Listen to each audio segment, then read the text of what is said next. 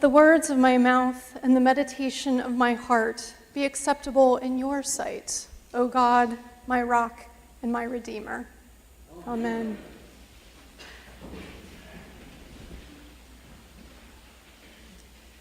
Today I stand before you as a believer who has returned from spiritual exile. I was not able to name this an exile until I joined this very congregation, where I've found the grace to embrace the reasons for my spiritual wanderings and articulate the nature of my personal experience.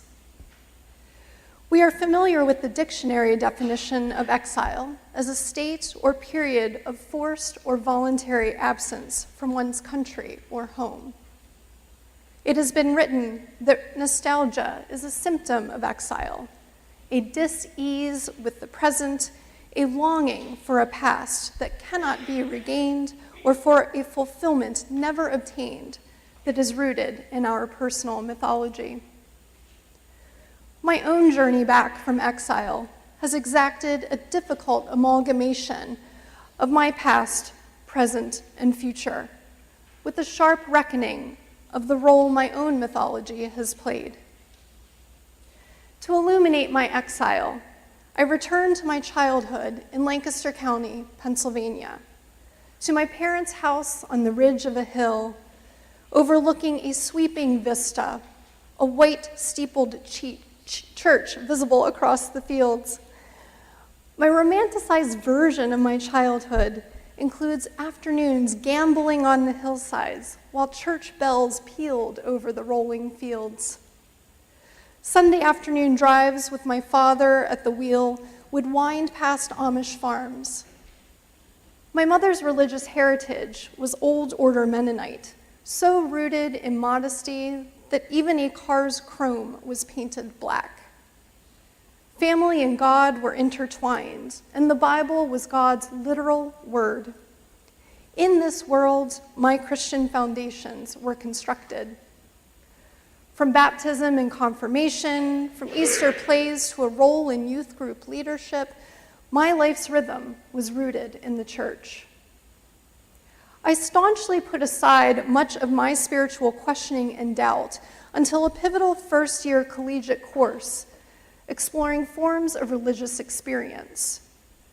Discussions ranged from the history of the Bible and its various revisions to Jewish traditions of exegesis and debate, reconciling ancient writings with modern sensibilities, to the myriad ways in which other religions grappled with and often produced different answers to the same questions. I was deeply influenced by the writings of Sam Keen, an American author and philosopher whose work featured prominently in the curriculum. I felt a kinship with this self-described spiritual traveler, and I took his following words to heart. Time and time again, every man, every woman who wants an authentic spiritual life must retreat to the sanctuary of the self to discover the footprints of a dancing God in the ground of personal experience. It is especially in troubled eras when community is lacking, where competing authorities are trying to capture our loyalties, when we are tempted to sell our souls for easy answers, that the single self must shoulder the burden of discovering the source of religious authority. With this groundwork laid for my exile, I fast forward to a specific Sunday in which my break from the church occurred. Our pastor, a fine orator, began his sermon. I remember the light streaming through the stained glass windows, basking in the comfort of the familiar. The reading was from Paul's first letter to Timothy. Let the woman learn in silence with all subjection, for I suffer not a woman to teach, nor to usurp authority over the man, but to be in silence. For Adam was first formed, then Eve. According to our pastor, the modern church often radically diverged from Paul's original treatises meant as a blueprint for its organization. He went on to say this: The reason women were now taking leadership positions in the church was because men were no longer answering the call. Delivered with resounding authority, I remember some congregants' heads nodding with conviction. I was rocked to my core. Here was a clear reference to today's passage in Genesis, coupled with a directive for women to remain subordinate to men. Where did that leave me and women like my mother, who in my mind was a cornerstone to the life of the congregation as a devoted choir member and Sunday school teacher? What about the leadership I had taken in the youth group? Where did this leave all of my dreams for the future? With those words, my role in the life of the church and in the broader world had been invalidated from the pulpit. My departure from that church came in quick order, a calculated decision to reject this and other teachings, to search for answers that were reconcilable with my own role, gifts, and sense of equality. While I was driven by Mr. Keene's exhortation to delve into self, I was reluctant to leave the church completely. I sampled many Protestant denominations. Dissatisfied, I turned to Buddhism and meditation. Over the years of my exile, I traversed much intellectual and emotional ground. And in recent years, I alternately sought or avoided answers, far from the doors of any church. As a believer returning from exile, once held captive by myth, how do I bridge the past, present, and future?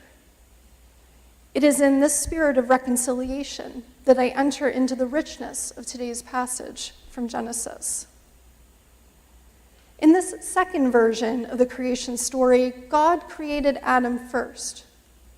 Rather than flourishing in this lush world, Adam withdrew into himself. Despite God's companionship, he felt a deep loneliness. Adam was in exile, not one of his own choosing, but one as a direct consequence of his primacy in the order of creation.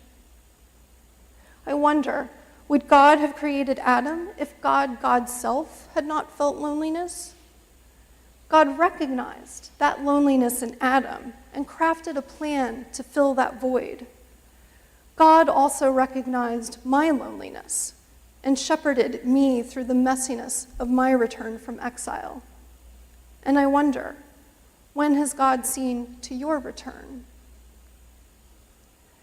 After naming loneliness and exile, the work of reconciliation began. Perhaps Adam settled down in the crisp air, the sky a riot of color as the morning light appeared.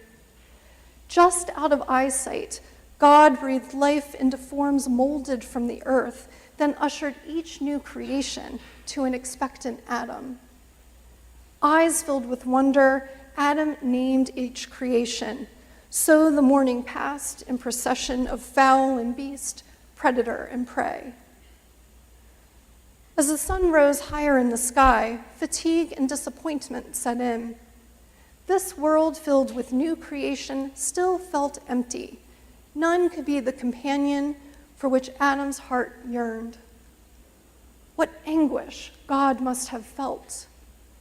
Clearly, the path to repair exile was rife with challenge. When the day ended, God put Adam into a deep sleep and devised a radical approach. He removed part of Adam's own body for a new creation. How long did it take? How many approaches had God considered before finding the remedy to Adam's exile? How many times have I refashioned my path back from exile? How many times has each of us railed against a loneliness that seemed unfixable, desperate for healing? In his emergence from sleep, Adam must have sensed a profound difference in himself.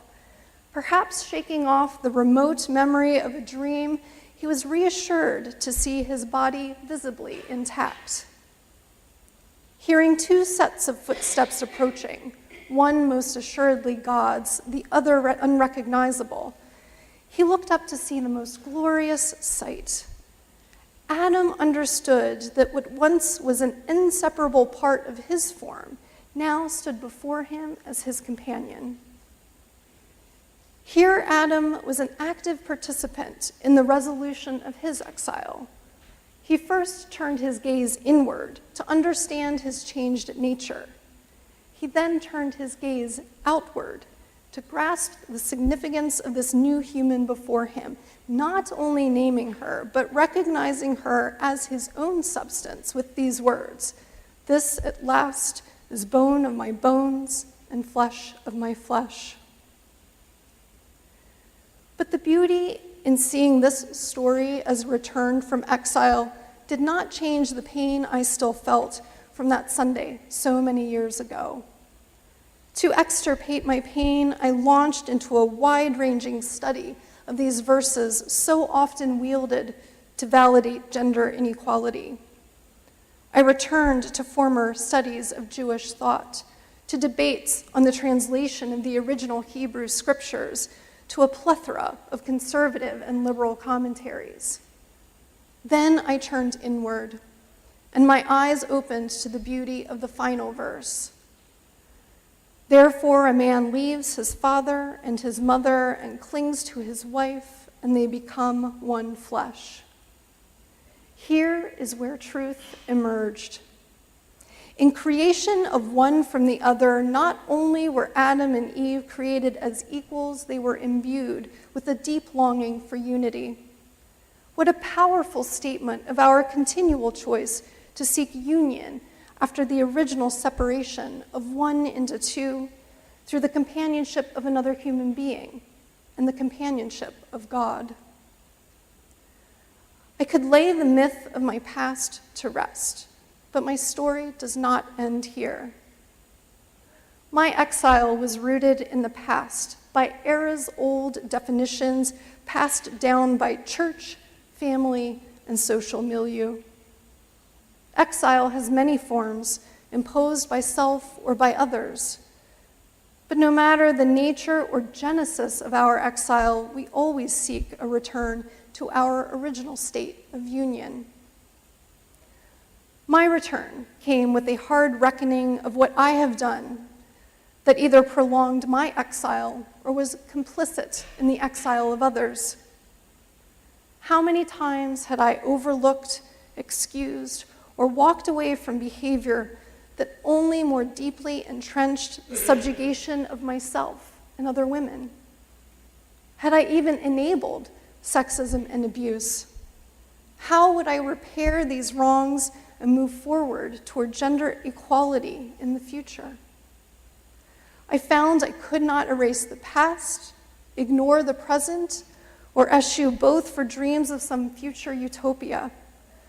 Nostalgia for the past or longing for the future paralyzed forward movement. So I return to the very nature of creation. As we are created in God's own image, we are imbued with the power to fashion not only the groups which define and separate, but the mechanisms by which we can acknowledge and bridge our differences. Not only can we create the nature of the space around us, but the very nature of the world in which we live. In remedying our exile from each other and from ourselves, we are changed and made whole again. But where is our map to navigate the vagaries of our return to unity? There is an exercise called eye gazing, in which participants, often strangers, gaze silently into each other's eyes for an extended period of time. Initially, those new to the practice often report an intense discomfort. But as time progresses, through a wakeful meditation in the eyes of another, a powerful transformation takes place to a feeling of ease, of knowing, of deep love, in which physical appearance, personality, and gender have no relevance.